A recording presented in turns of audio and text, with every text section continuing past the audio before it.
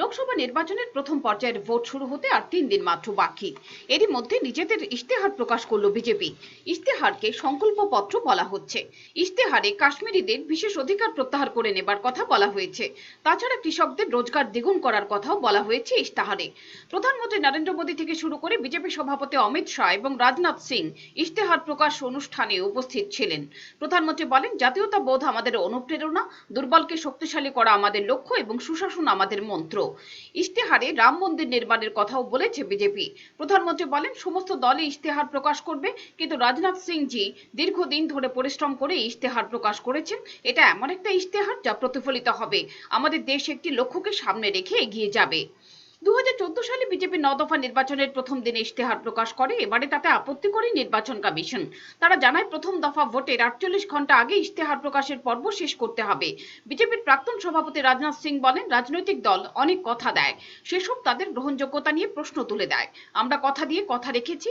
প্রধানমন্ত্রী বলেছেন, কৃষকদের রোজগার দ্বিগুণ করা হবে, গ্রামীণ ভারতের জন্য 25 লাখ কোটি টাকা খরচ করা হবে। গতকাল বিজেপি নির্বাচনী স্লোগান আনুষ্ঠানিকভাবে প্রকাশ করে। সেখানে বলা হয়, ফির একবার মোদী সরকার। একই সঙ্গে নিজেদের সরকারকে কাজের সরকারও বলা হচ্ছে। পাশাপাশি বলছে বিজেপি সরকার সৎ সরকার।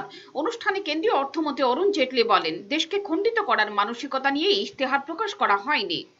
2014 লোকসভা ভোটে বিজেপির ভোট প্রচারের অন্যতম হাতিয়ার ছিল কালো টাকা দেশে ফেরানো।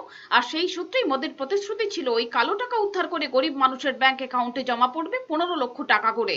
কিন্তু কালো টাকা উদ্ধার হওয়া দূরে থাক, মোদীর জমানাতেই দেশ ছেড়ে পালিয়ে গেছে বিজয় মাল্য, নীরব মোদীরা। 2019-এ ফের লোকসভা ভোটের মুখে দাঁড়িয়ে না বিজেপির ইশতেহারে না মোদীর ভাষণে উল্লেখ করা হলো কালো টাকার সেই অস্বস্তিকর প্রশ্ন। বিজেপি সদর কার্যালয়ে বিজেপির ইশতেহার প্রকাশ অনুষ্ঠানে প্রধানমন্ত্রী বললেন, জাতীয়তাবাদ আমাদের অনুপ্রেরণা, সমাজের দুর্বল অংশের ক্ষমতায়ন আমাদের লক্ষ্য এবং সুশাসন আমাদের মন্ত্র।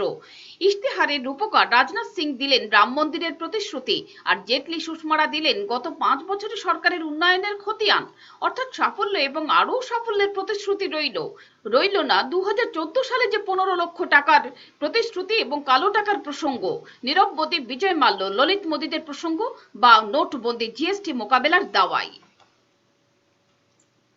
ব্যুরো রিপোর্ট, চ্যানেল দিনরাত।